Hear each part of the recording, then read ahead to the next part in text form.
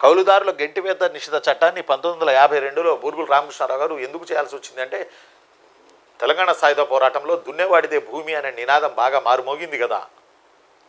తెలంగాణ సాయుధ పోరాటంలో దున్నేవాడిదే భూమి అనే నినాదం బాగా మారుమోగింది. ఎప్పుడైతే దున్నేవాడిది భూమి అనే మారుమోగిందో, ఈ దెబ్బతో చాలామంది భూస్వాములు ఏం చేస్తారంటే కౌలుదారులను తీసేసి వాళ్ళే సాగు చేసుకోవడం మొదలేశారు. వామో వీళ్ళు ఎక్కడ దున్నుతారో, దున్నేవాడిదే భూమి అయిద్దో అని. ఈ నేపథ్యంలో చాలామంది కౌలుదారులు రోడ్డును పడ్డారు. అప్పుడు ఈ చట్టం కౌలుదారుల పరిరక్షణ కోసం వచ్చింది. ఏ చట్టం? 52 కౌలుదారుల గెంటివేత నిషేధ చట్టం. గెంటివేత నిషేధ చట్టం. ఈ చట్టంలో భూస్వాములు తమ వద్ద గల కౌలుదారులను దున్నేవాడిదే భూమి అనే నినాదం రావడం వల్ల వాళ్లను తొలగించారు. దీనికి వ్యతిరేకంగా హైదరాబాద్ స్టేట్లో చేసినటువంటి యాక్టే కౌలుదారుల గెంటివేత నిషేధ చట్టం 1952. Hyderabad prevention and eviction ordinance act 1952.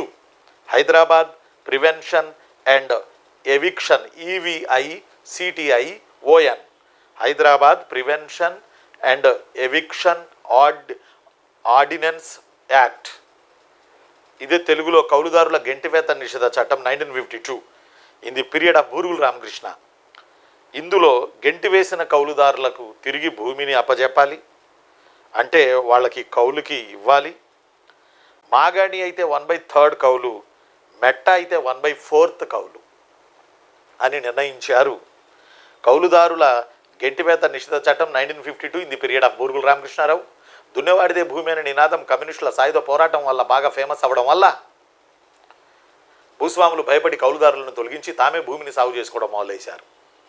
అప్పుడు బూరుగుల రామకృష్ణారావు గారి ప్రభుత్వం కౌలుదారుల రక్షణ కోసరం ఈ చట్టం తీసుకొచ్చింది. దీని పేరు కౌలుదారుల గెంటివేత నిషేధ చట్టం 1952, in English Hyderabad prevention and eviction ordinance act.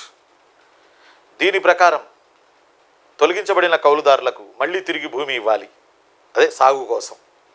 రెండోది, కౌలుదారులు భూస్వామికి ఎంత కౌలు ఇవ్వాలనగా, మాగాణి అయితే 1/3 కౌలు, మెట్ట అయితే 1/4 కౌలు.